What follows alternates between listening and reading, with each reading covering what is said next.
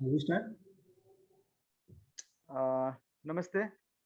मी Namaste. Doctor Sandeep Mohite, Ayurvedic मेडिलाईन, Kolhapur. मी family doctor एक हात विश्वासाचा या मोहिमेअंतर्गत चालू असलेल्या वेबिनार सिरीजमध्ये आपल्या सर्वांचं स्वागत आहे. मागील वेबिनार काही कारणास्तव आपण घेऊ शकलो नाही. तर आजही अनेक व्यत्यय आहेत, तरी सुद्धा आपण हा वेबिनार कंटिन्यू करतोय.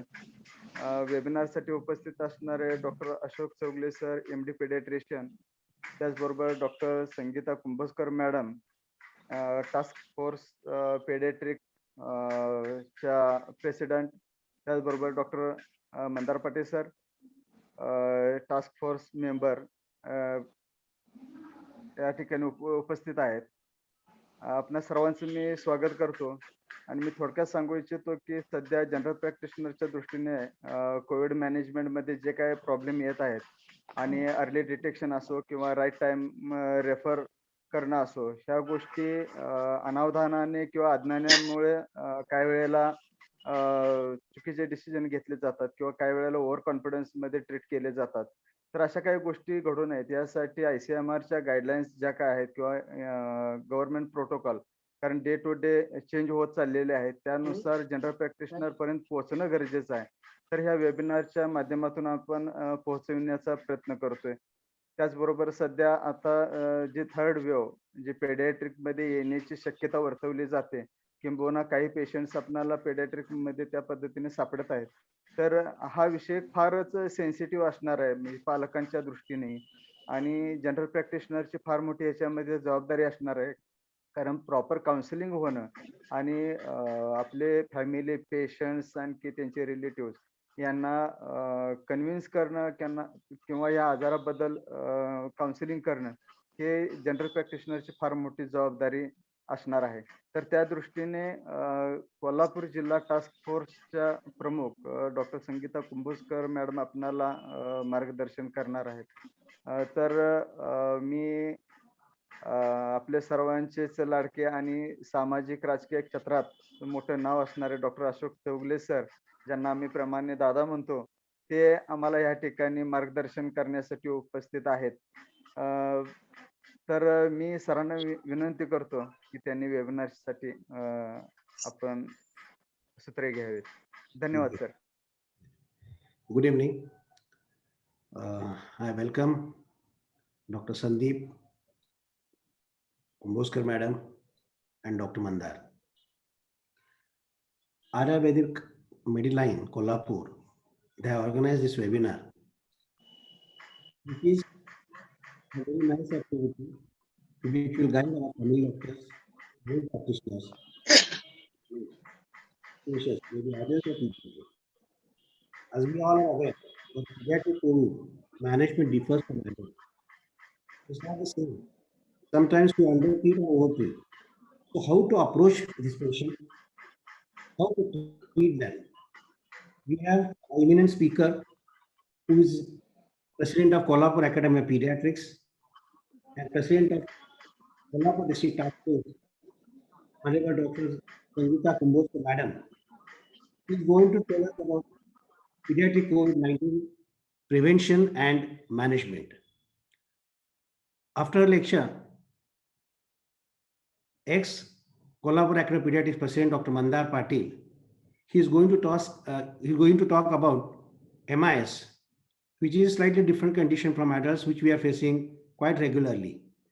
So I request Dr. Kumbhoskar Madam to start her lecture. Thank you.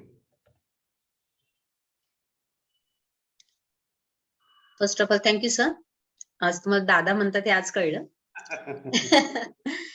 And thank you, Dr. Sandeep. Dr. Sandeep has been in contact with me since many days. Twice, thrice we postponed our dates. But हे webinar व्हायलाच पाहिजे madam, काहीतरी करून. मध्यंतरी जरा थोडा problem झाला. So today we are joining. Thank you, Arya Vedic Medline and all your colleagues who are arranging this webinar. Thank you, Dr. Chogule.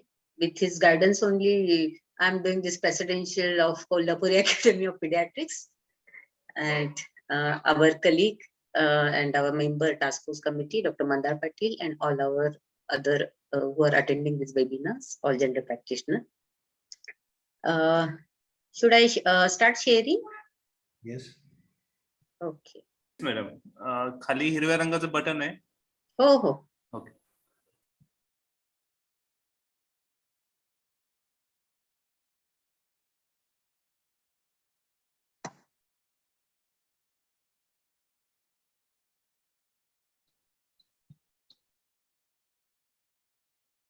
New share करू ना sir?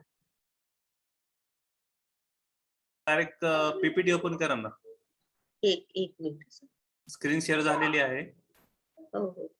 I am not getting.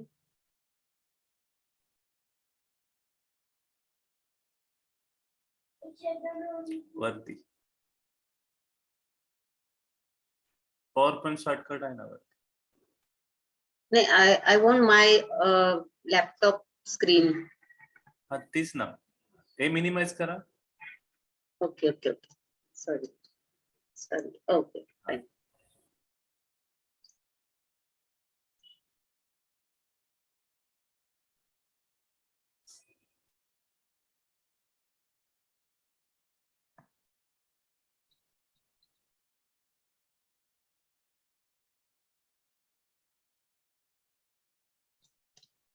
Okay.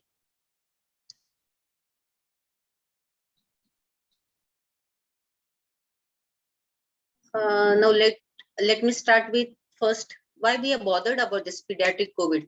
We've been treating adult COVID since I think last 1.5 years, but there's something which is different than the adult. So what is that different point? So why it is different pediatric COVID? I'm not going to go into detail. कारण ते AC receptors किती आहेत, ते immature आहेत का नाही. I will just few salient features of pediatric COVID. It is obviously milder than adults. So we are seeing many adults and many deaths in adult COVID since last 1.5 years.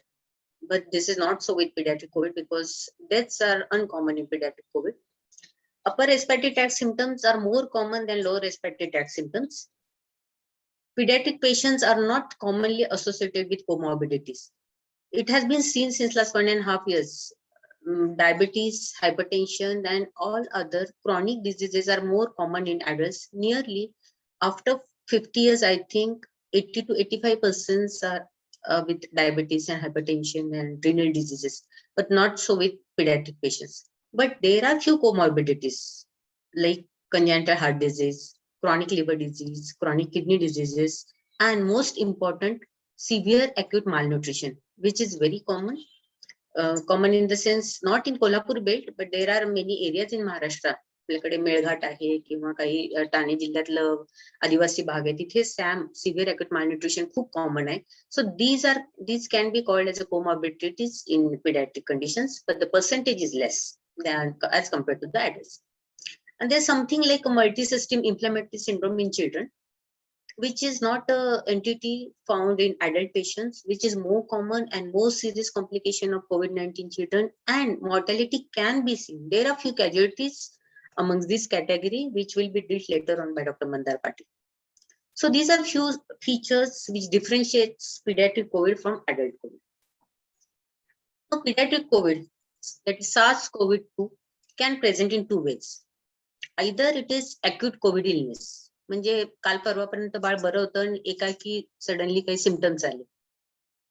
पण ह्या acute Covid मध्ये paediatric मध्ये मोर than 90% or sometimes 95% pediatric patients are mild illness, आणि हे आतापर्यंत आपण बऱ्याच डॉक्टरांनी अनुभवले असेल किंवा पाहिले असेल. So they have mild illness with quick recovery, maybe in 1 week. But this mild COVID pediatric patients can be followed by complications of COVID pneumonia like in adults, but the incidence is less. As I already mentioned, की हे जे complication होईल ते बऱ्याच मुलांमध्ये केवळ ते immunocompromised आहे किंवा त्यांना काहीतरी comorbidity like congenital heart disease, त्यांच्यामध्ये हा कोविड अडल्ट सारखं प्रेझेंट होण्याचे चान्सेस जास्त आहे. And I already told you about multi-system inflammatory syndrome in children, but this syndrome can occur in neonates also.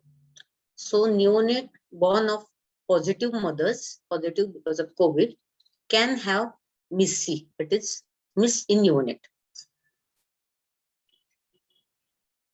आता ह्या अॅक्यूट पिडियाट्रिक कोविडचे कॅटेगरीज काय आहे, जिथे जनरल प्रॅक्टिशनरचा फार इम्पॉर्टंट रोल असणार आहे. आपल्याला थर्ड वेव्ह सारखा हाहाकार किंवा फार हे मिळत नाही, रेमडेसिवीर मिळत नाही, ऑक्सिजन कमी पडलाय, हे जे मधल्या काळात आपण एप्रिल मे मध्ये अनुभवले तसं आपल्याला होऊ द्यायचं नाही. Purpose of this task force is that की we have to be prepared for the worst thing. We will hope that third wave may not come also और may be in a milder form. परंतु म्हणतात ना, prepare for the best, prepare for the worst and ready for the best. तर ह्या paediatric categories मध्ये mainly COVID मध्ये 3 categories आहेत. First thing is asymptomatic और mild category. More than 95% or up to 95% pediatric patients हे asymptomatic असणारे किंवा mild असणारे. Less than 5% can progress to moderate type of illness. And third category, that is severe type of COVID, which will be in 1 to 2% of pediatric patients, can occur in 2 forms. As I already mentioned, severe pneumonia. आता severe pneumonia कोणामध्ये येईल आता आपण पाहिले की ते काही मुलं ज्यांच्यामध्ये comorbid condition आहे, like SAP, severe acute malnutrition, तीव्र कुपोषण किंवा कंजेनायटल हार्ट असलेले, किंवा काही लोकांना इम्युनोसप्रेसिव्ह ड्रग्स चालू आहेत त्या पिडियाट्रिक पेशंट्स. आणि मिसी हा सेपरेट टॉपिक आहे, जे आपण नंतर डिस्कस करणार. तर असिम्प्टोमॅटिक और माइल्ड केसेस, मॉडरेट इलनेस आणि सिव्हिअर कोविड या 3 कॅटेगरीमध्ये आपले पिडियाट्रिक पेशंट्स असणार आहेत. फर्स्ट तो मोठा बल्क आहे किंवा नंबर ऑफ पेशंट ज्याच्यामध्ये बसणार आहेत मोर दॅन 90%, तर ती आहेत असिम्प्टोमॅटिक पेशंट्स. आता हे असिम्प्टोमॅटिक का असतात, तर आई, आजी, बाबा किंवा घरातले इतर कोणी पॉझिटिव्ह आले म्हणून पिडियाट्रिक पेशंटची टेस्ट केली असता ते पॉझिटिव्ह आढळून आले. They are totally asymptomatic. मग अशा मुलांना काय करायचं, तर ते जनरल प्रॅक्टिशनरचा इथे खूप मोठा रोल आहे की आई वडील किंवा त्यांच्या घरातले सर्वजण तुमच्याकडे येत असतील, त्यांच्यातले कोणीतरी पॉझिटिव्ह आले असेल तर ते 100% तुम्हाला विचारणार की आता मुलगा पण पॉझिटिव्ह किंवा मुलगा मुलगी जे कोणी लहान लेस दॅन 18 इयर्स असेल ते पॉझिटिव्ह आले तर डॉक्टर आता काय करायचं, मुलाला तर काहीच लक्षणं नाहीयेत. Then your role starts here. So let me tell you that for asymptomatic patients home isolation is the best strategy. Home isolation, त्या मुलाला आपल्याला घरीच ठेवायचंय, त्याला हॉस्पिटलमध्ये आणायचंच नाही. But along with teleconsultation you will be the in contact with the patients parents or the care giver. मग कोणी काका असतील, आत्या असतील, मामा असतील, त्यांच्या कॉन्टॅक्ट मध्ये तुम्ही राहायचं आणि त्यांना घरीच ठेवून तुम्ही त्यांना सुपरवाइज करायचं. So this is infant and young children, they are under care of parents. There is no specific medication for COVID-19 infection. आता आपल्याला सगळ्यांनाच माहिती आहे की ऍडल्ट्स मध्ये आपण आयव्हरमेक्टिन दिलेलं आहे, फेविपिराविर दिलेलं आहे, असे दिलेले आहे, पण द ड्रग असा कुठलाच आतापर्यंत तरी आढळून आलेला नाही. जर बाळ कंजेनिटल हार्टने आजारी असेल किंवा बाळाला एपिलेप्सी असेल तर त्याचा जे चालू असणारे ड्रग्ज आहेत ते आपण कंटिन्यू करणार आहोत. त्या ड्रग मध्ये कुठेही आता हे कोविड आले म्हणून 10 दिवस हे तुमच्या आधीचा ड्रग घेऊन ये असं करणे नाही. कारण ही शंका पालक तुम्हाला नक्की विचारणार आहेत की त्यांना सपोज गार्डिनर चालू आहे बाळाला, ते कंटिन्यू करायचं की नाही, किंवा बाळाला लॅसिक्स चालू आहे, डिगॉक्सिन चालू आहे, ती कंटिन्यू करू की नको डॉक्टर.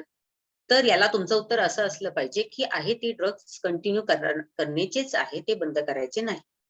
आणि आपल्या सर्वांनाच माहिती आहे जी त्रिसूत्री, that is COVID appropriate behaviour, use of mask, good hand hygiene and physical distancing, हे पाळणे मस्ट आहे, even if it is asymptomatic. Home isolation मध्ये ठेवायचं, पण करायचं काय, त्या मुलांना मॉनिटर कशा पद्धतीने करायचं. तर first and foremost is fluids and feeds, म्हणजे खाणं आणि पिणं शुद्ध मराठी भाषेत. तर खाणं पिणं म्हणजे काय, ही मुलं पिडियाट्रिक पेशंट्स हे डिहायड्रेशनला फार प्रोन असतात. आता तुम्हाला सर्वांना माहितीच आहे, गॅस्ट्रो झाला तर त्यांना फार लवकर डिहायड्रेशन होऊन जातं. त्यामुळे we have to ensure oral fluids to maintain hydration and give a nutritious diet. तर हा रोल पण तुम्हाला प्ले करायचा आहे की पेरेंट्सना किती त्यांनी पाणी प्यावं किंवा पातळ पदार्थ किती खावेत, कसे प्यावेत, याबद्दल तुम्हाला त्यांना गाईड करायचं. आणि nutritious diet, no package food, package मधलं किंवा ready to use food offer करायचे नाही. घरात शिजवलेलं शुद्ध आणि पोषक असं डाएट त्यांना द्यायचं. आता ह्या मुलांमध्ये सपोज मुलगा 6 ते 7 वर्षाचा आहे आणि त्याला आपण आयसोलेट करतो घरी, इमॅजिन करा त्याच्या मानसिकतेवर काय परिणाम होत असेल, की आई बाबा आहेत पण ते दुसऱ्या खोलीत आहेत. आई मुलासोबत राहू शकते पण कंटिन्युअस आपल्या सेटअप मध्ये तरी आईला घरात काम असते त्याच्यामुळे ती जाऊ शकेल खोली बाहेर. मग मुलगा एकटा पडू नये म्हणून काय करायचं, घरातले मोठा बहीण किंवा भाऊ असेल किंवा दुसरे फॅमिली मेंबर त्यांनी व्हिडिओ कॉल करून बाळाशी कनेक्टेड राहा, त्या मुलाशी किंवा मुलीशी कनेक्टेड राहायला पाहिजे.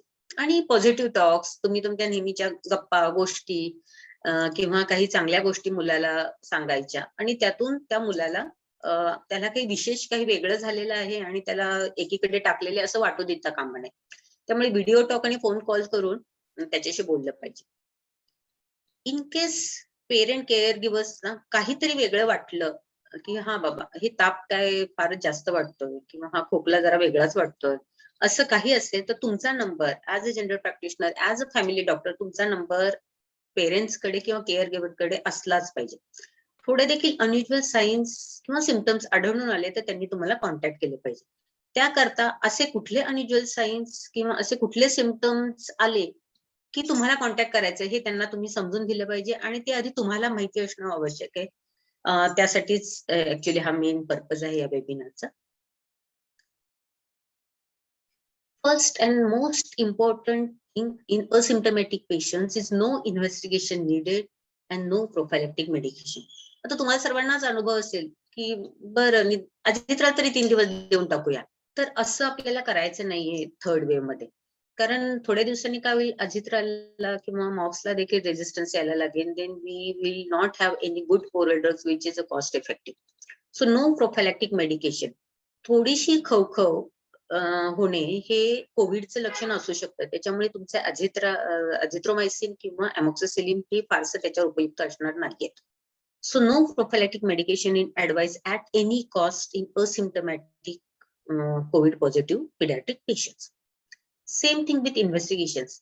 जनरली काय होतं, एक दिवस ताप आला, फार तर एक दिवस पेरेंट्स ओके राहतात. दुसऱ्या दिवशी डॉक्टर टेस्ट करूया का, रक्ताची काही तपासणी करायचं का, आम्हाला HRCT सांगितलं HRCT करूया. No, you should be firmly answer no. No investigation needed for any asymptomatic patient.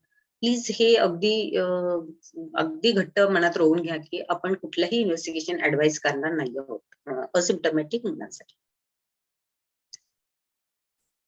Know after that little mild infection, mild COVID infection can occur in some patients.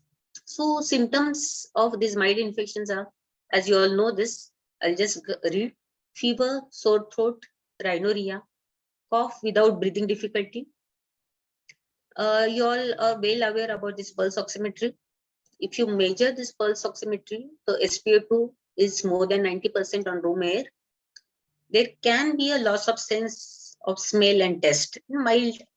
These also some few more than 7 years patients can tell you.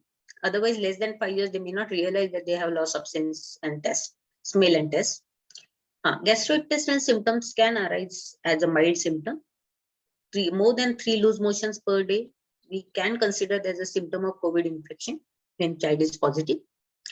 There can be malaise, there can be weakness or body ache. Malaise, as you all know, feeling of unwell-being, means कसं तरी होतंय, मला काही बरं वाटत नाही, हे मलेज आहे. नंतर मसल विकनेस, उठावंसं वाटत नाही, बाळ फारसं खेळकर राहत नाही किंवा बॉडी एक, मोठी मुलं सांगू शकतात की त्यांचं अंगदुखी आहे. So these are the symptoms in mild COVID infection. Mild आपण असिम्प्टोमॅटिक काहीच करायचं नाही, माइल्डला काय करायचं, कारण थोडासा ताप असू शकतो, थोडा खोकला असू शकतो. सो फीवरला काहीही अँटीबायोटिक न देता simple paracetamol, doses 10 to 15 milligram per kg per dose. You can tell them to repeat after 4 to 6 hours, even with monitoring. Is always, so don't hurry to give bronchodilators in every COVID positive with mild symptoms. Useful. Give throat soothing agents and warm saline gargles in older children. छोट्या मुलांना gargles करता येत नाही, त्यामुळे बऱ्याचदा gargle त्यांना सांगण्यात तसा हा फारसा उपयोग नसतो.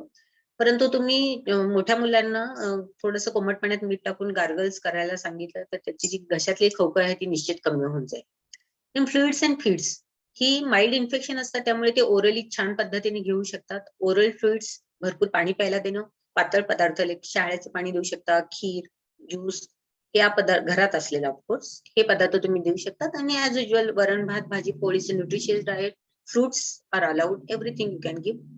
अंड्याचं ऑमलेट देऊ शकता, nothing even chicken mutton you can give.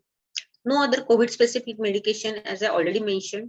No antibiotics are indicated here and no investigations needed even if a patient has mild symptom. So this is very simple and straightforward, that only symptomatic management of fever and cough is needed in mild COVID positive patients.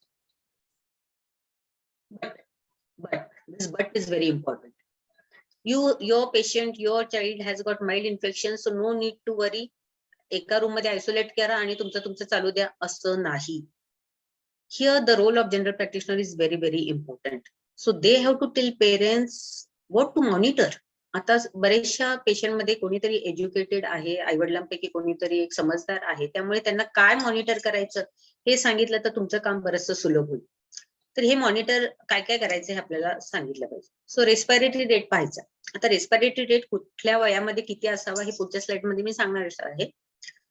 दिवसातून साधारण 3 वेळाला respiratory rate मोजला पाहिजे. Chest इनड्रॉइंग बघितलं पाहिजे. Chest इनड्रॉइंग म्हणजे काय हे पण मी नंतर तुम्हाला सांगणार आहे. कोल्ड एक्स्ट्रीमिटीज, हातपाय गार लागणे, बॉडी पोटाला गरम असते पण हातपाय गार असतात. युरिन आउटपुट मॉनिटर करायचं आहे. म्हणजे जर 10 ते 12 वेळा एखादं बाळ शिवला जात असेल आणि आता 3 ते 4 वेळा जात असेल तर something which is wrong. Activity level बाळाची बघायची, किती खेळते ते, आणि ऑफकोर्स पल्स ऑक्सिमेट्रीने ऑक्सिजन सॅच्युरेशन बघायचं. तर माइल्ड इन्फेक्शनला हे सर्व आपल्याला करायचं आहे. जसं मी असिम्प्टोमॅटिक पेशंटसाठी सांगितलं तसं माइल्ड इन्फेक्शन मध्ये देखील आपल्याला प्रमोट कोविड अप्रोप्रिएट बिहेवियर. पेरेंट्सना हे मास्क, हँड हायजीन आणि फिजिकल डिस्टन्सिंग हे तुम्हाला अगदी व्यवस्थित सांगायचं आहे. आता about mask are not recommended for children under 5 years of the age. Task फोर्सच्या स्टेटच्या गाईडलाईन्स प्रमाणे आणि गव्हर्नमेंट गाईडलाईन्स प्रमाणे देखील अंडर 5 ला मास्क कंपल्सरी तुम्ही करू शकत नाही. म्हणजे मुलं ती ठेवतच नाही. रादर आता मी CPR ला बघतो, अंडर 5 ची कोणीही मुलं मास्क न घालता मस्तपैकी इकडे तिकडे ते खेळत असतात. Children age 6 to 11 years may wear a mask safely and appropriately according to his or her ability under supervision of parents. हे का सांगितलंय की 6 to 11 years ची मुलं बऱ्याचदा खूप खेळकर आणि खोडकर देखील असतात. त्यामुळे जेव्हा आपण ते स्ट्रिंग्स त्यांना कानाच्या मागे बांधायला सांगतो तर एक पीळ देण्याऐवजी ते 2 किंवा 3 पीळ देतात आणि क्रॉस करून घालतात. त्यामुळे बऱ्याचदा श्वास रोखू शकतो आणि हे अंडर सुपरविजनच करायला लागतं. त्यामुळे मास्क कसा घालायचा ह्या एज ग्रुपमध्ये मुलांना तुम्हाला समजावून सांगावं लागेल, पेरेंट्सना सांगावं लागेल, म्हणजे पेरेंट्स ते सुपरवाइज करा. Children aged 12 years and above should wear a mask like adults. He can understand how to wear the mask. No issue after 12 years. Then ensure hand hygiene strictly while handling mask. तर त्यांना हे सांगायचंय की फक्त rubber स्ट्रिंग्सलाच आपल्याला धरायचं आहे. Outer सरफेसला त्याच्या वारंवार हात लावायचा नाहीये, कारण most of the virus do gather on the outer surface. So ensure hand, जर तसा हात लावला गेला तर बाळाचे हात स्वच्छ साबणाने परत धुवायला सांगायचे. तर ह्या गोष्टी तुम्ही पेरेंट्सना किंवा जे कोणी केअरटेकर असेल त्यांना सांगणे मस्ट आहे. Most important slide here is, तुम्ही मॉनिटर करताय, सुपरवाइज करताय, पण पेशंट कधी डिटोरिएट होईल हे बघणं हे खूप खूप खूप इम्पॉर्टंट आहे. आणि हे जर बघितलं तर आपण पिडियाट्रिक मॉर्टॅलिटी टाळू शकतो. सो आता मी त्यांना रेड फ्लॅग साइन्स म्हणतो. So what are those red flag signs? If baby is having persistent fever more than 3 days, and this persistent fever is also high grade fever also, more than 38 degrees Celsius, we take it as a high grade fever. So if this fever is more than 3 days persisting, passing less amount of urine, normally if child goes for 8 to 10 times and now he's going only for 2 to 3 times, definitely something is wrong. Child is passing less amount of urine, so may be more prone for dehydration and child is getting dehydration. So monitor urine output. Child is lethargic, झोपूनच राहिले, बाळ उठतच नाहीये, or child has excessive sleep. Generally काही काही बाळ 17-18 तास जर झोपायला लागले तर समजायचं की हे काहीतरी वेगळं आहे, आपल्याला रिफर करायला लागेल किंवा डॉक्टर फोन करायला सांगायचं. तुमचा कॉन्टॅक्ट नंबर दिला असल्यामुळे ही जी लक्षणं आढळली तर ताबडतोब त्यांना तुम्हाला कॉन्टॅक्ट करायचा. Increased respiratory rate as per age norm that I will be dealing later on in later slides. Most important rash on the body, conjunctivitis, red lips. आता जनरली कंजक्टिव्हायटिस म्हटलं की आपल्याकडे दोन्ही डोळ्यातनं पिवळसर पाणी येणं हे खूप कॉमन सिम्पटम आहे. परंतु यामध्ये म्हणजे जी आपण मिस्सीची लक्षण म्हणतो त्यामध्ये कंजक्टिव्हिटी डोळे लाल होतात परंतु त्याच्यामध्ये पिवळसर पाणी येत नाही. तर हे कंजक्टिव्हायटिस आपल्या रुटीनच्या कंजक्टिव्हिटी पेक्षा वेगळं आहे आणि हे तुम्हाला माहिती असणं गरजेचं आहे. सो रॅश ऑन द बॉडी, आपल्याला डेंग्यूचा रॅश माहिती आहे किंवा मॅक्युलोपॅप्युलर, मिझल्स सारखा असं रॅश आलं तर कदाचित ही काहीतरी वेगळी लक्षण असू शकतं. कन्व्हल्जन्स, ऍज यू ऑल नो, कुठल्याही प्रकारचे कन्व्हल्जन हे घातक ठरू शकतात. त्यामुळे जर बाळाला कन्व्हल्जन्स सारखी लक्षणं आहेत असं आई वडिलांनी सांगितलं तरी इमर्जन्सी असू शकते. And of course last but most important is SpO2. By pulse oximetry, if it is less than 94% on room temperature, you have to refer this baby immediately, or the parents should contact you as your family doctor, and you can decide the further strategy. So when to refer, you should know these signs, which are called as red flag signs. Now, as I already told, the respiratory rate is according to the age now. So these are the rates according to the age. So age, if less than 2 months, the respiratory rate above 60 is taken as a tachypnea. Age 2 months to 11 months, if it is more than 50 per minute, tachypnea. Age 1 year to 5 years, more than 40 per minute, and age 5 years and above, if it is more than 30 per minute, refer that baby. So refer can be to your hospital and you again check and refer to further, or if it is possible, you can keep with you. It depends on your setup. That will be dealing in later sites which babies you can keep. So, but as soon as you find this increased respiratory rate, no need to keep the baby at home.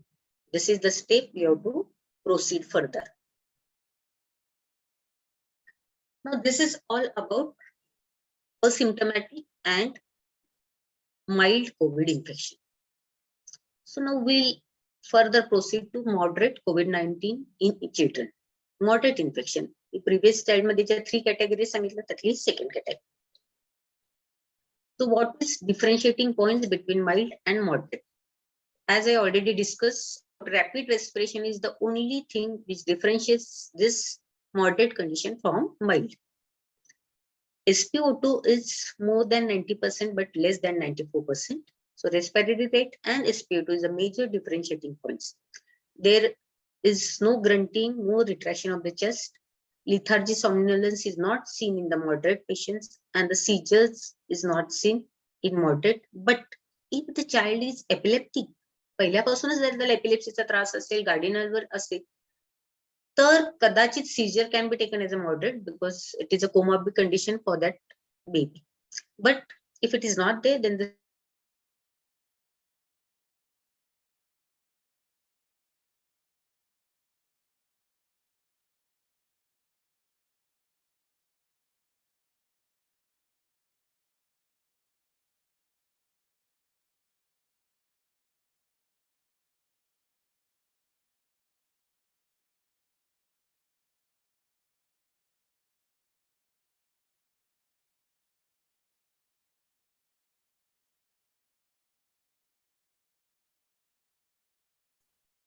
Hello madam, just आवाज येत नाही.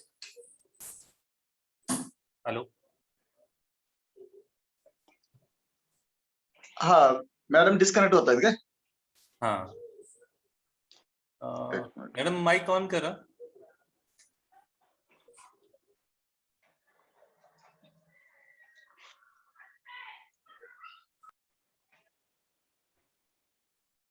so child, can you hear me now?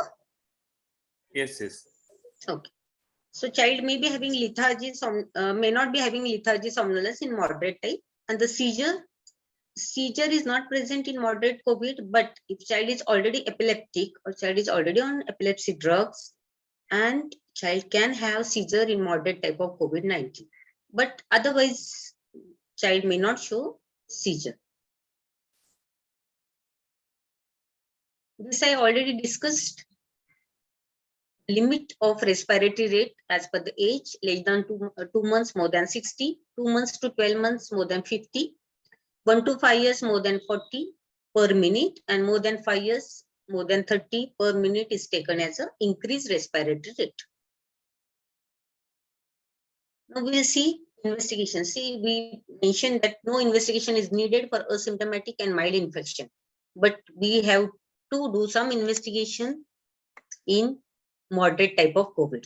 So what are those investigations? Complete blood count, ESR, blood glucose levels, C-reactive protein. See, C-reactive protein is generally lab give as positive or negative, but you have to insist about quantitative.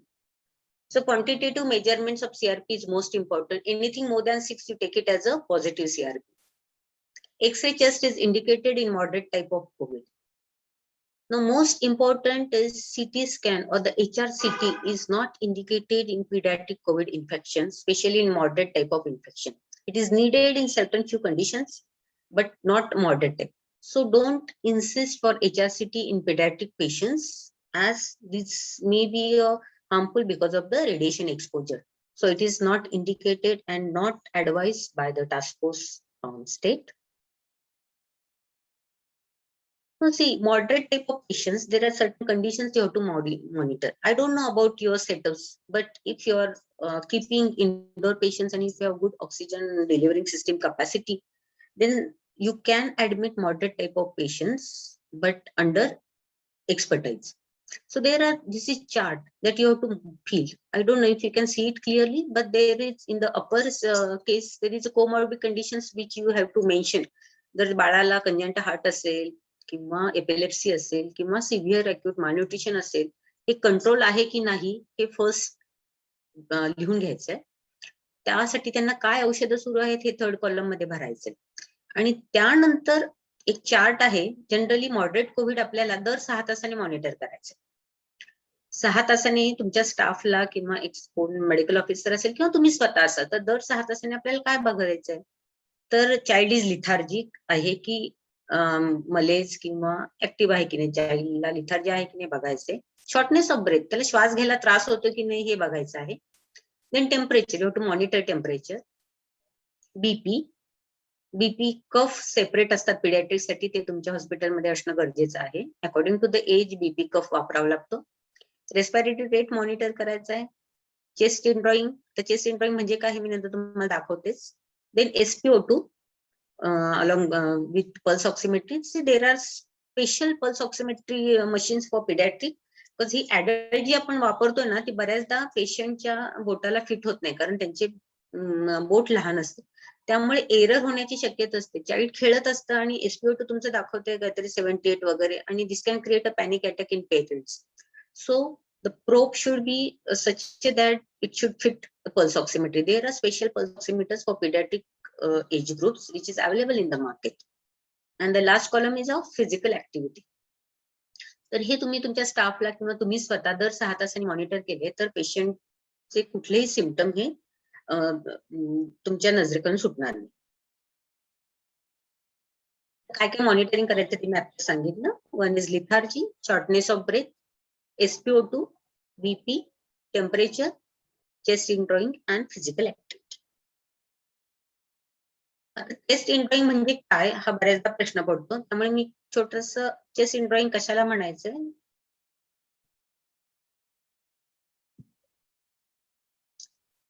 See the lower chest of the baby. Can you see? See, there is indrawing of the lower chest means patient. So this is called chest. As soon as you see this, or the parents are seeing this, this child needs oxygen. Chest indrawing.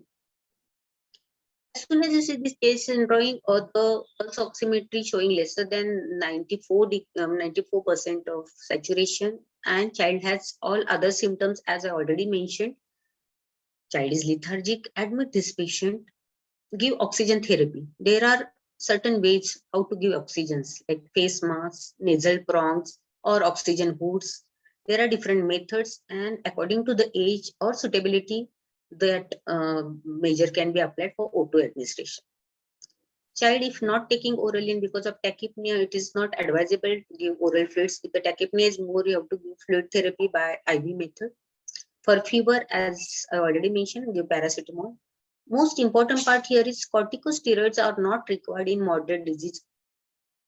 In adults, we do start corticosteroid as soon as there is hypoxia, but not so with the pediatric patients. In moderate type of COVID, corticosteroids are not indicated. Remember this. Generally आपल्याला अगदी काही नसेल तर डेक्झा देतोच आपण. डेक्झा देऊन डेक्झामिथासोन देऊन त्यांनी फार काही साधणार नाही. आपल्याला डेक्झा द्यायचंय but not in moderate cases. It is spared for severe COVID. Antimicrobials is suspicion of bacterial infection. If along with the COVID positivity, child has some other infection problem like furunculosis or boil or some other soft tissue infection, then you can start antimicrobial like antibiotics. See, this is the how to put nasal prongs. Purposely, I have shown you because unless you fit the nasal prongs properly, the side, you can see the side tape. So this side tape is for fixing the nasal prongs. If it comes out, then there won't be any oxygen delivery for the baby. So the tape should be secure enough to give the proper oxygen therapy. Most important slide here is remdesivir as an emergency use authorization drug is not recommended in children. Mind it, don't rush for remdesivir for any type of COVID in pediatric age group. There is a lack of sufficient evidence on safety and efficacy with respect to remdesivir in children below 18 years of the age. As I already told, corticosteroids are not required in all children with moderate type of illness. They may be administered in rapidly progressive disease. So with the expert pediatrician's opinion, you can start corticosteroids like dexamethasone or methylprednisolone as per the dose schedule decided by the experts in progressive disease, but not in moderate disease. So now this is all about moderate type of disease. Let me tell you, this moderate type of disease can be, patient can be treated in dedicated COVID health center, DCHC. So if you are well acquainted with DCHC, you can keep moderate type of the patient, or if you are keeping your setup is ready enough for such a type of oxygen delivery systems and the monitoring system, can keep moderate. Otherwise, DCHC or DCH, you can ship those patients. Now, the most important, though the number of pediatric patients are less, but management of severe COVID, as a family doctor, you should know and when to refer the child to the DCH. These are according to the guidelines led by the Government of India.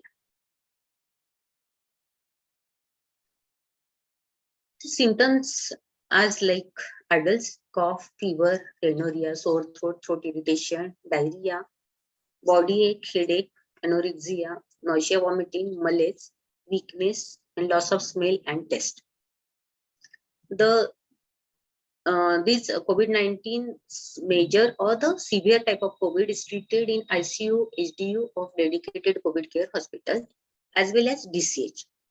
So these patient rapid antigen test is positive or RT-PCR is positive, plus along with this symptom, child has SpO2 level which is less than 90% on room air. Child has severe pneumonia. The severe pneumonia symptoms, as I already told, there is a sore throat and shortness of breath, as well as signs, that is chest retraction, grunting, and shortness of breath can be seen in severe pneumonia. There can be septic shock syndrome, or there can be multi-organ dysfunction syndrome. Multi-organ dysfunction syndrome means along with respiratory system, there can be the failure of the kidney, there can be a absence urine output, there can be the loss of consciousness or the sensorium is altered, there can be seizures, or there can be a hepatic failure. So multi-organ dysfunction syndrome is seen in the severe COVID infection in pediatric age. So differentiating it from moderate, as I already told you, rapid respiration, which is age-based, SpO2 on room air, it is less than 90%. Grunting present. Grunting म्हणजे कणत असतं बाळ. Severe chest रिट्रॅक्शन मी आता दाखवली तुम्हाला slide मध्ये. Lethargy और somnolence is present. Somnolence means excessive sleep or seizures.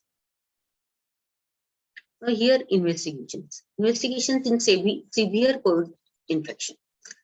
Complete blood count with ESR, C-reactive protein, quantitative type, blood glucose level, liver and renal function test. As I already told, there can be MORS, multi-organ dysfunction. So there you have to have liver function test and renal function test to monitor the baby.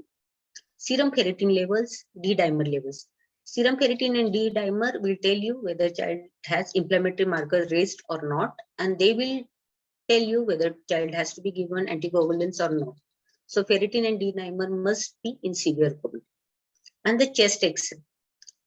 Here also on the first basis, HRCT is not required. CT chest is required if child is not responding on your oxygen administration and child is deteriorating. His condition is rapidly deteriorating. Then HRCT is advised. Now in severe COVID, immediate oxygen therapy and maintain target to SpO2 94 to 96%. Maintain fluid and electrolyte balance. Corticosteroids, anticoagulants, and antimicrobials. Antimicrobials, according to the blood culture report, if there is a suspicion of bacterial infection, then according to the culture and sensitivity, you can start antibiotic. In case acute respiratory distress syndrome or shock develops, initial necessary management as per the shock guidelines or the ARDS guidelines. May need organ support in case of organ dysfunction. If there is a kidney failure, then child may need dialysis, renal replacement therapy. So I'll not go into the details because you are not treating this type of patient. This will be in the DCH, dedicated COVID hospital, or the expert tertiary hospital or HDU. I just like to show you some types of, there are certain oxygen delivery system you can see. See, this is oxygen hood. The oxygen hood especially useful for the neonates, for the small infants. This hood is more safe. Oxygen cannula, nasal cannula or the nasal prongs. It is available in the different sizes. So nasal prongs, and this is a face mask, simple face mask. So whatever the method you are using, it depends on the severity and how much fractional O2 you want to give, oxygen give. So select accordingly. This is non-rebreathing mask. Generally, we don't require, but sometimes in ICU, we use NIV is not much important. Non-rebreathing masks we do use. These are ambo bags, which is not much. But hood and the nasal prongs we will recommend for oxygen therapy as well as the face mask.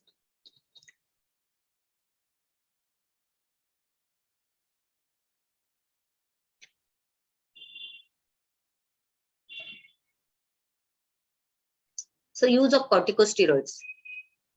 Corticosteroid indicated only in hospitalized severe and critically ill COVID-19 cases.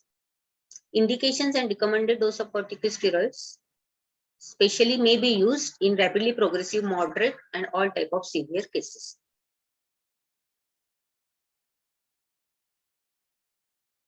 See, injection dexamethasone is used.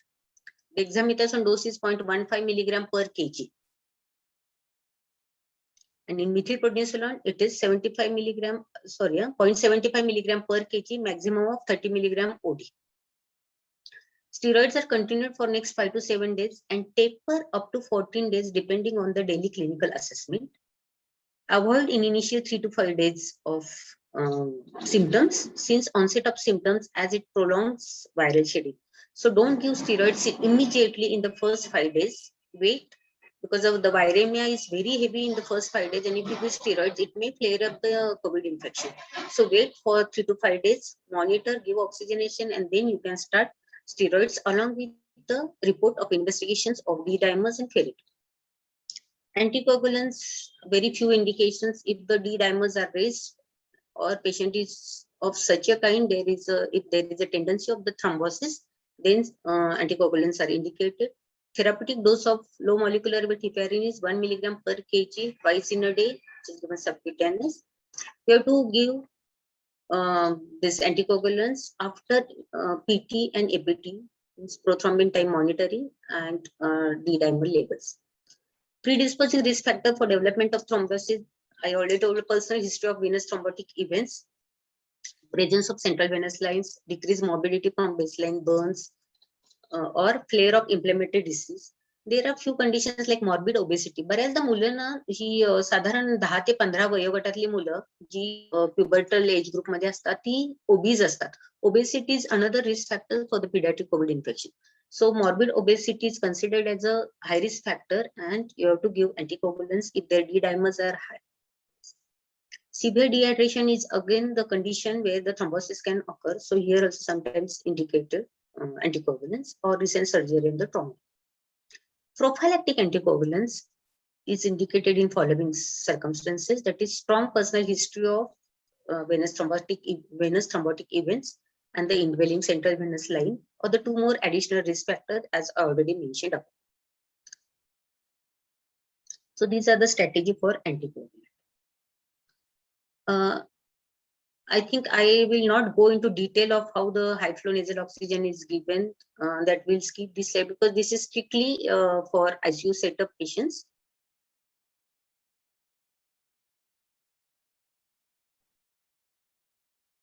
Now the management of shock.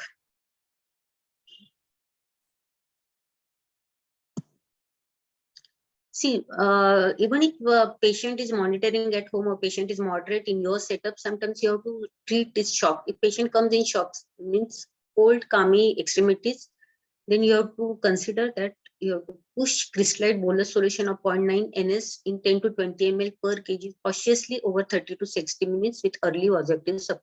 See, even if you epinephrine administration is not given at your level, you can push NS and then shift the patient to higher centers. So 0.9% NS in 10 to 20 ml per kg must be given before shifting the patient so that the circulation is maintained. In severe COVID, antimicrobials can be started within the first hour after taking samples for blood culture. Then you have to consider in severe COVID, if there is a involvement of the myocardium, that myocardial dysfunction persists or not, you have to go for the 2D echo in this patient. Hydrocortisone may be added if there is a fluid refractory catecholamine resistant shock. So these are the few guidelines which are useful mainly in the ICU setup. As I already told you, it is depends on the antibiogram of that institution. Should not be prescribed unless there is a clinical suspicion of superadded bacterial infection.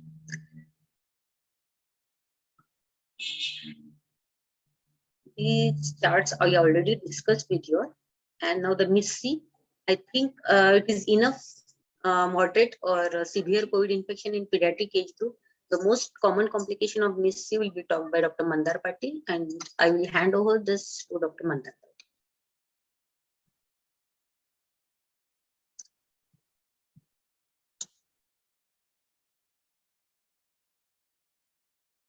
Say.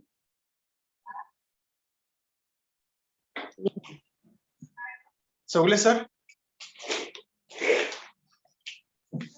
Mandar? बोला madam. Thank you madam. Okay. Thank you president madam. सर्वांना सप्रेम नमस्कार. Chougale sir तुम्ही बोला sir. Sir बोलणार आहे का काय? नाही go ahead. Go ahead, Mandar. हा सर. सर्वप्रथम मी वैदिक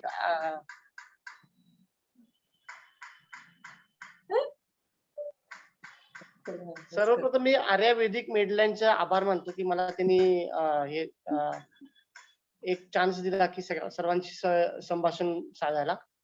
आणि good evening president madam Kumbhojkar madam. Good evening Sandeep Mohite sir. Mohite सरांचे गेले एक आठवडाभर किंवा त्याच्या अगोदरपासूनची धडपड पाहून आणि कुठल्याही परिस्थितीत किंवा कसं सगळे अडचणीतून सुद्धा मार्ग काढून हा वेबिनार कसा पुढे न्यायचा हे बघून मला त्यांचा नक्कीच त्यांचा मार्गदर्शक कोण आहे हे लगेच मला कळून आलं. आणि तेच आमचे पण मार्गदर्शक आहेत डॉक्टर अशोक चौगले सर. दोघांना पण, संदीप सरांना पण आणि अशोक चौगले सरांना दोघांनाही गुड इव्हनिंग. आणि मी माझं भाषण चालू करतो. तर माझा आजचा टॉपिक जो आहे, नेक्स्ट स्लाइड प्लीज सर. माझा आजचा टॉपिक आहे MISC. आता मुकेश अंबानी म्हणलं की नावातच सगळं आलं. तसं multi system inflammatory syndrome in children म्हटलं की नावातच सगळं येते. तर ह्यामध्ये काय असतं की बेसिकली फिवर असतो आणि सिव्हिअर इन्फ्लेमेशन असते of various organs and tissues like heart, lungs, kidneys, gastrointestinal tract, skin and eyes आणि ब्रेन. आणि basically this is seen in post COVID syndrome. आता हे मी थोडक्यात सांगणार आहे MISC म्हणजे काय. कारण का की हा टॉपिक हा तसा ज्यावेळी आपल्याला हा पेशंट असा मिळेल त्यावेळी आपण ह्याला हायर सेंटरलाच रिफर करून आणि स्पेशालिस्टची टीमच असती ही ट्रीटमेंटची त्याची गरज आहे. पण ह्या टॉपिक मधून आपल्याला हे कळलं पाहिजे की आपण कुठल्या पेशंट मध्ये हा आजार किंवा ही कंडिशन म्हणजे अर्ली पिकअप व्हायला पाहिजे आणि तो कसा पिकअप करायचा हे आपण आज हे बघूया. ह्याच्यावर जास्त स्ट्रेस देऊया रादर दॅन मॅनेजमेंट. तर नेक्स्ट स्लाइड प्लीज. तर समजा आपण आपल्या बिझी ओपीडी मध्ये बसलो आहे आणि सडनली एक मदर घेऊन येते. एक 4 वर्षाचा मुलगा आहे, त्याला 3 दिवसापासून हायग्रेड फिवर आहे, त्याला आर्टिक्युलर रॅश आलेली आहे, त्याला फार पोटात दुखते आणि चाइल्ड असं किरकिर करावल्यासारखं इरिटेबल आहे आणि त्याचे डोळे लाल भडक आहेत, ओठ एकदम लाल भडक आहेत. आणि when you examine the child you find that there is tachycardia, there is enlarged liver which is tender आणि there is history. तुम्ही हिस्ट्री विचारली घरी कुणाला असं कुणा आजारी वगैरे होतं का, तर हो वडील आमचे 2 आठवड्यापूर्वी त्यांना कोविड झाला होता आणि ते बरे झाले. तर आपण पटकन आपल्या बिझी ओपीडी मध्ये आपण काय विचार कराल असा हा पेशंट आला तर आपण नेहमीप्रमाणे आपल्याला वाटणार की whether this is acute viral infection, whether this is acute respiratory tract infection, acute lower respiratory tract infection, this can be even a urinary tract infection और in any acute intra-abdominal infection like gastroenteritis. Okay, it can be early viral hepatitis acute. हे असं आपण आपल्या डोक्यात हे कायम ठेवलंच पाहिजे कारण हे जास्त common आजार झाले. डेंग्यू म्हणा किंवा लेप्टो म्हणा किंवा रिकेट्स इन्फेक्शन हे जास्त कॉमन ह्या पेशंट मध्ये असू शकते कॉमनली. पण अशा पॅन्डेमिकच्या कोविडचं चालू असताना आपल्या असं पण डोक्यात विचारायला पाहिजे की बाबा हा पेशंट अशा प्रकारचा कदाचित काही कोविडचं कॉम्प्लिकेशन असू शकेल का, हा एक आपल्या मनात काही विचार आला पाहिजे. तर हो, तर अशा प्रकारचा पेशंट हा MISC किंवा post Covid multi system inflammatory syndrome असू शकतो. तर त्याची लक्षणं आपल्याला काय बघितली पाहिजे केव्हा आपण म्हणू शकतो. तर नेक्स्ट स्लाइड प्लीज. तर आपण केव्हा असं म्हणू शकतो अशा प्रकारचा पेशंटला MISC असू शकेल, तर त्याला फिवर हे युजली हायग्रेड असतो आणि हा 3 दिवसापेक्षा जास्त पाहिजे. तर त्याचे मेन क्रायटेरिया की फिवर शुड बी हायग्रेड आणि it should be more than 3 days. अशा पेशंटला रॅश असू शकते. तर रॅश युजली अर्टिकॅरियल रॅश असते, म्हणजे राऊंड असे रिंग सारखे लाल लाल असे गांधळ्या आल्यासारखे. ती रॅश टिपिकल ऑफ MISC आहे. पण कधी कधी एरिथेमॅटस मॅक्युलर मिझली रॅश म्हणजे मिझल सारखी रॅश असू शकते. कधी कधी रेअरली पर्प्युरिक रॅश असू शकते. मी एक पेशंट बघितला मागच्या वर्षी, त्याला अगदी क्लासिकल इनॉक्सॉलिन पर्प्युरा सारखी रॅश आली होती, पर्प्युरिक रॅश. ते असे वेगवेगळे थोडेसे व्हेरिएशन असू शकतात. युजली त्यांचे डोळे असे लाल भडक असतात. म्हणजे काय की त्यांना कंजंक्टिव्हिटीस असतो, पण तो नॉन प्युरुलंट कंजंक्टिव्हिटीस असतो. म्हणजे काय की त्याच्यामधून डोळ्यामधून पाणी येत नाही पण डोळे लाल असतात, ओठ लाल भडक झालेले असतात, जीभ कधी कधी लाल असू शकते आणि त्याला सिव्हिअर ॲब्डॉमिनल पेन असते. Usually it is acute abdominal pain, colicky असते. अशी पोट धरून मुलं बसलेली असतात आणि किंवा अशी पोट धरून लोळू पण शकतात मोठी मुलं. एवढ्या प्रकारे सिव्हिअर ॲब्डॉमिनल पेन असतो आणि it can be associated with vomiting or loose motions पण. आणि त्यांना कधी कधी बऱ्याच वेळा swelling of hands and feet म्हणजे हात आणि पाय असे डॉर्समला सुजलेले असतात आणि थोडीशी असे हार्ड स्किन झालेली असते आणि लाल झालेली असते स्किन. हे क्लासिकल आहे फॉर MISCचं लक्षण. आणि BCG स्कार जर का एखाद्याचा जर काय मोठा झाला असेल तर it is called reactivation of BCG scar, ते आपण बघितलं पाहिजे. म्हणजे डाव्या दंड कधी पण अशा पेशंट मध्ये तपासून घ्या, म्हणजे त्या BCG स्कार मोठा झालाय का, त्याच्यातून पाणी येते का, किंवा त्या BCG स्कारची जखम झाली का हे बघणं गरजेचं आहे. that indicates that there is reactivation of BCG scar. And this is a classical very classical of MISC किंवा Kawasaki like MISC. आपण एक्झामिन केल्यानंतर त्याच पेशंटला समजा टॅकिकार्डिया असेल जसं मॅडमने सांगितलं तसं टॅकिपनिया असेल किंवा ऑलिग्युरिया असेल, म्हणजे युरिनचं प्रमाण कमी असेल जसं मॅडमने सांगितलं तसं, which is usually out of proportion of fever. म्हणजे आपण एवढे फिवरचे पेशंट बघतो दररोज, पण ह्या पेशंटला थोडंसं टॅकिकार्डिया जास्त वाटतो, थोडंसं ह्याला दम जास्त वाटतो किंवा रेस्पिरेटरी जास्त वाटतो, किंवा हे बाळ फारच कमी प्रमाणात लगेच झालं, तर आपले लगेच अँटीने उभारले पाहिजे, बाबा हे काय तर वेगळं आहे. किंवा अशा प्रकारचं आपण जेव्हा पेशंट बघतो किंवा युजल जे आपण बघतो लक्षणं सेप्सिसमध्ये, डेंग्यूमध्ये, लेप्टोमध्ये, व्हायरल हिपॅटायटिस मध्ये, ही काही लक्षणं दिसत नाहीत, हे जरा वेगळं वाटतं. अशा वेळी आपल्याला MIS ची लगेच शंका यायला पाहिजे. म्हणजेच काय की MIS आपण हा कायम डोक्यात ठेवला पाहिजे, back of the mind, although it is a rare disease. हा फार कॉमन मी म्हणणार नाही अजिबात मुलांमधला आजार. मुलांमध्ये हे डेंग्यू, लेप्टो किंवा चिकनगुनिया, व्हायरल फिवर किंवा गॅस्ट्रोएन्टरायटिस, UTI हेच जास्त कॉमन आहेत. MIS हा लेस कॉमन आहे, पण आपण हे कायम लक्षात ठेवलं पाहिजे किंवा हे असू शकतं. आणि सगळ्यात महत्वाची हिस्ट्री काय की अशा प्रकारच्या पेशंटना त्यांना कोविड होऊन गेलेला असतो किंवा ते कुठल्या तर कॉन्टॅक्टमध्ये आले असतात कोविडच्या केसच्या इन लास्ट 3 मंथ्स. हे फार महत्वाचं आहे, in last 3 months. Okay, next slide please.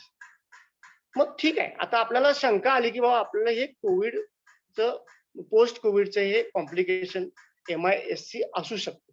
मग आपण हे कन्फर्म कसं कराल? तर मुळातच आपण बघितलं की नावातच सगळं आहे. म्हणजेच काय की मल्टी इन्फ्लेमेटरी सिंड्रोम. म्हणजेच काय की आपल्याला इन्फ्लेमेशन आहे का नाही एवढंच फक्त बघायचं. इन्फ्लेमेशन असेल बाबा तर हे जास्त करून हे MIS. मग इन्फ्लेमेशनसाठी आपण काय करणार? तर हिमोग्राम करायचा सिंपल. त्यात काय आपण बघू तर ल्युकोसायटोसिस, बाबा टोटल काउंट वाढलाय, लिम्फोपिनिया आहे आणि ल्युकोसायटोसिस जास्त आहे. तर ESR वाढलेला आहे. युजली ESR MIS मध्ये 100च्या आसपास कॉमनली असतो, पण 50च्या पुढे तरी असतो. CRP 90-100च्या पुढे असतो बऱ्याच वेळा ज्यावेळी MIS सिव्हिअर प्रकारचा असतो, पण 40-50 ला सुद्धा आपण कन्सिडर करू शकतो की हे CRP वाढलेलं आहे. फेरिटिन लेवल अगेन हाय फेरिटिन लेवल. आणि अशा पेशंटमध्ये RT-PCR करून घ्यायचं मुद्दामून. अगदी रेअरली अॅक्यूट कोविड इन्फेक्शन मध्ये सुद्धा MIS बघितला गेलाय मुलांमध्ये, पर्टिक्युलर ऍडल्टमध्ये होतोच, पण मुलांमध्ये पण अगदी रेअरली बघितला गेला, पण त्याचं हे फार कमी आहे. म्हणून RT-PCR एकदा करून निगेटिव्ह आहे ते आपल्याला कन्फर्म करायचं. आणि कोविड अँटीबॉडी ब्लड मधली करायची की जेणेकरून बाबा ह्या बेबीला कोविड इन्फेक्शन होऊन गेला की ते बघायचं. कोविड अँटीबॉडी निगेटिव्ह असेल तर मग हिस्ट्री आपल्याला कॉन्टॅक्टची बघितली पाहिजे, वा ह्या घरामध्ये किंवा त्याच्या किंवा हे मूल कुठल्या कोविडच्या कॉन्टॅक्ट मध्ये गेल्या 3 महिन्यामध्ये आलं होतं का हे आपण बघायचं. तर ह्यामध्ये कन्फर्मेशन सगळ्यात महत्वाचं फिवर पाहिजे आणि ते पर्टिक्युलरली जे सायन्स मी मगाशी सांगितले ते तुम्ही पिकअप आहेत का त्यात ते बघितले पाहिजे. त्यानंतर इन्फ्लेमेशन इन्व्हेस्टिगेशन मध्ये दिसलं पाहिजे. RT-PCR युजली निगेटिव्ह पाहिजे आणि कोविड अँटीबॉडी टेस्ट पॉझिटिव्ह पाहिजे किंवा निदान कमीत कमी बाळ कुठल्या तरी या लास्ट 3 मंथ्स मध्ये कुणाच्या तरी कोविड कॉन्टॅक्ट मध्ये आलं पाहिजे. एवढं सगळं करत असताना आपण कायम ध्यानात ठेवलं पाहिजे की अजून सुद्धा malaria, dengue, chikungunya, rickets infection, leptospirosis, viral hepatitis, urine tract infection हे जास्त कॉमन आहेत मुलांमधले आजार. म्हणून हा आजार लगेच हाच आजार आहे असं सांगून पण चालणार नाही, पण हे जास्त कॉमन आजार पहिला रूल आउट करायचे आपण आणि मग हा आजार पण लक्षात ठेवून वागलं पाहिजे. Next slide. तर मी जास्त डिटेल्स मध्ये जाणार नाही, कारण आपलं मेन एम ऑफिस प्रॅक्टिसला हे पाहिजे की बाबा हा आजार किंवा ही कंडिशन आपण मिस केली नाही पाहिजे. तर ही MIS ही कंडिशन मिस केली नाही पाहिजे, कारण ही MIS कंडिशन आपलं काम एवढंच आहे की पटकन पहिल्या घटकेला किंवा पहिल्या स्टेजमध्ये हा MIS हा आजार पिकअप करणे आणि ह्याला पुढे रिफर करणे हायर सेंटरला. कारण ह्याचं ग्रेडिंग, ह्याची जजमेंट सिव्हिरिटीची आणि ह्याचं मॅनेजमेंट ही सगळी हायर सेंटरची मॅनेजमेंट आहे, स्पेशालिस्टचा जॉब आहे. आणि थोडक्यात सांगायचं झालं तर आपण जज करून सिव्हिरिटी कशा प्रकारे ही ग्रेडिंग केलं जातं, तर this MIS children are graded into 3 stages. एक फिब्राईल इन्फ्लेमेटरी सिंड्रोम म्हणून आहे, एक कावासाकी डिसीज लाईक प्रेझेंटेशन आहे आणि एक shock with multi organ dysfunction syndrome म्हणून आहे. ह्या 3 स्टेज मध्ये ह्याचं ग्रेडिंग होतं या MIS आणि त्याप्रमाणे त्याची पुढची ट्रीटमेंट असते. Next slide please. तर टेक होम मेसेज काय की मी जास्त डिटेल्स मध्ये न जाता मला असं म्हणायचं आहे की MIS ही डिसीज नसून हा स्पेक्ट्रम ऑफ डिसऑर्डर आहे. म्हणजे ह्या स्पेक्ट्रम म्हणजे वेगवेगळी लक्षणं म्हणून हा MIS हा आपण आजार हा सॉरी डिसऑर्डर आहे आणि हा आपण अर्ली पिकअप केलं पाहिजे, अर्ली त्याचं डायग्नोसिस व्हायला पाहिजे, जेणेकरून आपण पुढं त्याला आपण हायर सेंटरला पाठवू किंवा आपल्या हायर हॉस्पिटल, तुम्ही जिथं हॉस्पिटलला काम करता तिथे त्याला घेऊन जाऊन मॅनेज कराल, असं तिची अपेक्षा आहे. So you always anticipate and look for science and symptoms of this disorder early in the early stage. Always remember that this is a specialist job and requires special infrastructure and expertise to manage this condition. It includes also an advanced management and special drugs. तर थोडक्यात मी सांगतो तुम्हाला की फेब्राईल inflammatory syndrome मध्ये management ही hospitalise करूनच monitor करूनच करायला लागते. मॅडमने जी मगाशी सांगितले तसेच सगळे मॉनिटरिंगचे ट्रीटमेंट प्रोटोकॉल आहेत. फक्त यामध्ये तुम्ही ओरल स्टेरॉइड्स आपण देतो आणि थोडं 2 वीक साठी आणि मॉनिटर करतो. आणि सेकंड लास्ट स्लाइड प्लीज. ह्याच्या अगोदरची स्लाइड.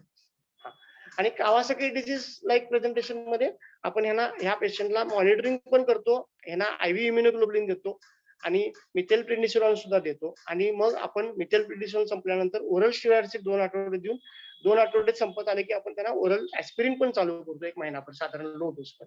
आणि अशा पेशंटचं मॉनिटरिंग इन्व्हेस्टिगेशन मध्ये एको पार्ट म्हणजे 2 डायमेन्शनल एकोकार्डिओग्राफी फार महत्वाची आहे की त्याला बाबा कोरोनरी आर्टरी डिसीज आहे का किंवा कोरोनरी आर्टरी इन्व्हॉल्वमेंट आहे का हे बघणं गरजेचं आहे. जर काय असेल तर अशा पेशंटना आपण हिपॅरिन सुद्धा म्हणजे सबक्युटेनियस हिपॅरिन सुद्धा देणं गरजेचं असतं. आणि ऑफकोर्स मॅडमने सांगितलं तसं शॉक आणि मल्टी ऑर्गन डिस्फंक्शन सिंड्रोम मध्ये सेम प्रोटोकॉल मॅडमचा आहे तो आहे, फक्त त्यात मिथिल प्रेडिनिसोलॉन आणि IV इम्युनोग्लोबुलिनचा रोल येतो आणि त्याप्रमाणे आपल्याला ICU मॅनेजमेंट ही करणं गरजेचं आहे. थँक्यू. तर this topic can is open for discussion. ह्यामध्ये डिस्कस करण्यासारखं भरपूर आहे, पण ह्या टॉकच्या स्कोपच्या जर असं बाहेर वाटलं मला म्हणून मी थोडक्यात कव्हर केला टॉपिक. आणि हे जास्त भर ह्याच्यावर दिला की आपण ही कंडिशन अर्ली पिकअप कशी करावी. चवले sir. Now topic is open for discussion. I want to ask one question to Moskar madam. Madam, in your routine OPD, many times whatever the symptoms you are told about COVID mild cases or not it, they are even present in many of our routine viral infection. Okay. So when you will advise the general practitioner to go for investigations? Sir, main strong family history of COVID-19 in neighborhood or in family, in the immediate relatives. If it is there, then most important is you can screen by rapid antigen testing in this patient. So patient is also relieved and we are also relieved and easy to monitor these patients. If there's absolutely no family history or neighboring, or the child is not going out or not playing with his colleagues or any friends, then I think you can wait for 2 days and monitor the patient. But as soon as something like parents tell you हे मला काही हा यांच्याकडे गेला होता आणि त्या घरातला हा माणूस पॉझिटिव्ह येता, अशी काही जरी हिस्ट्री असेल सर कॉन्टॅक्टची तर बेटर टू टेस्ट. अँड माझं तर सर असं म्हणणं आहे की सध्याच्या पॅन्डेमिक मध्ये better test by rapid antigen method on second day if patient is having a fever for which is not responding to even paracetamol 2 days. I don't think you're giving antibiotics immediately, but better to test on 3rd day if there is some history which is immediate to that patient of positive patients.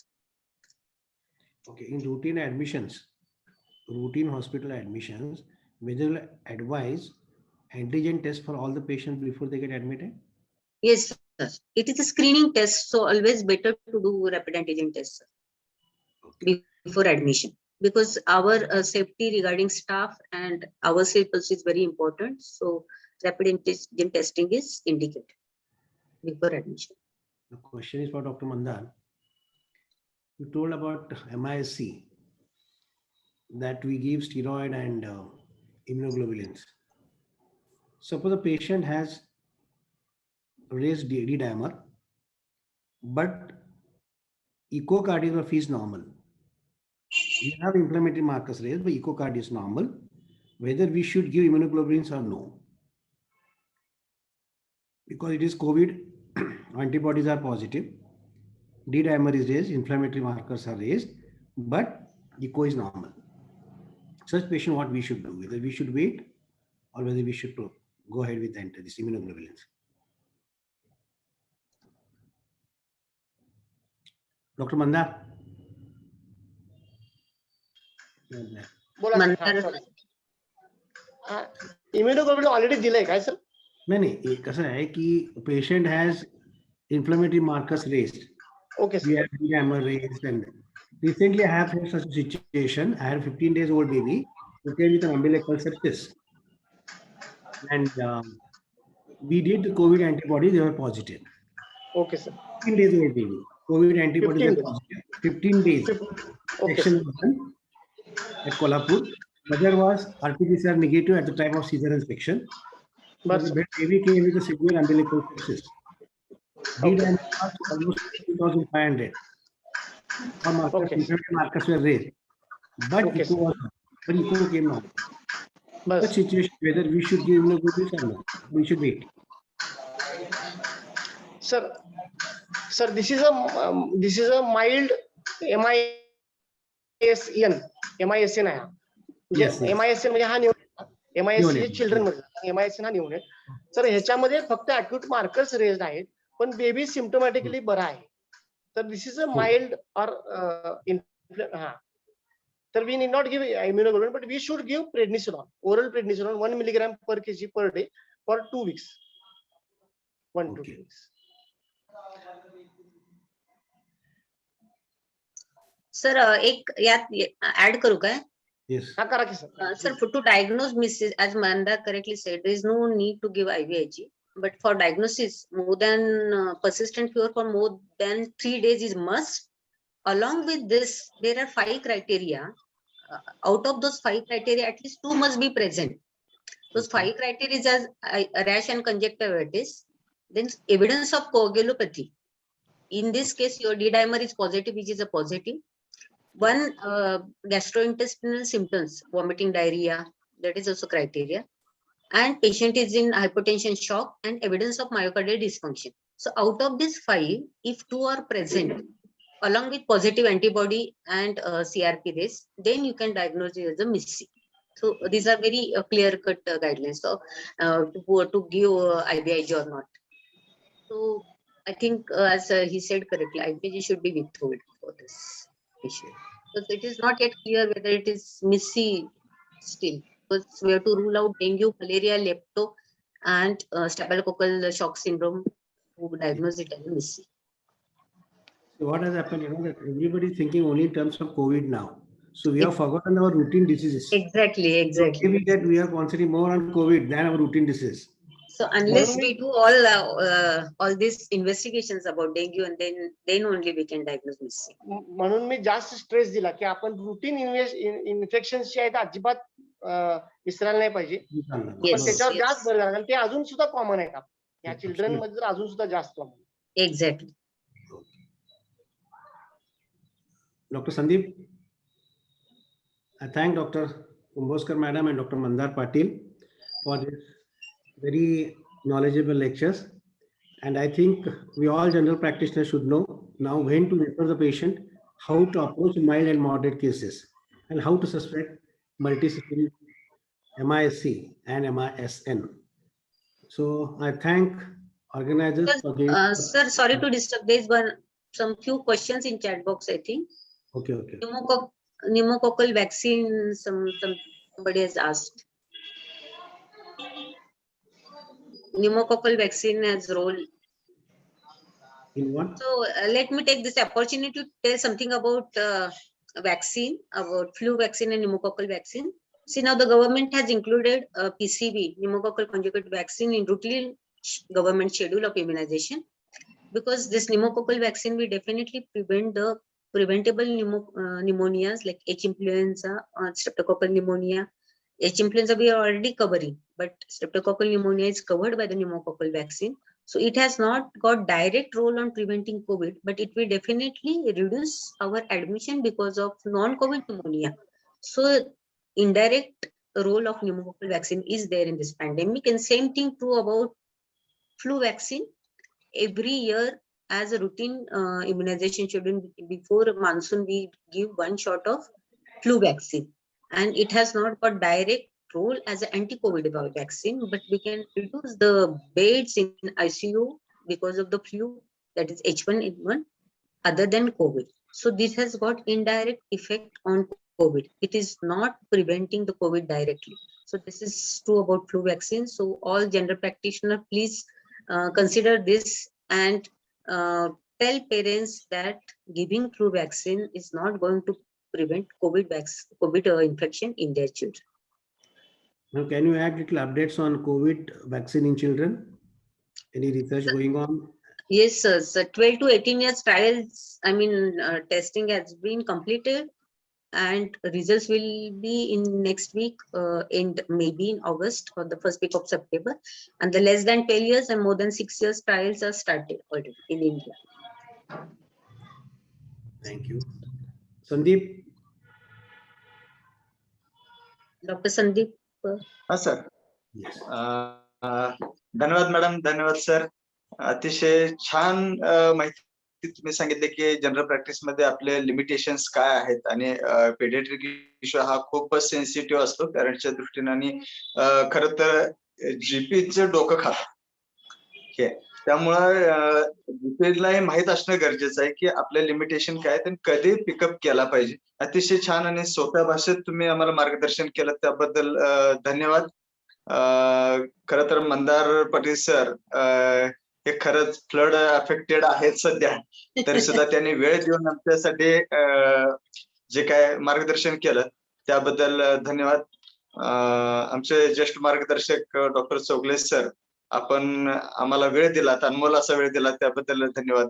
Thank you madam. Thank you. Thank you. Thank you sir.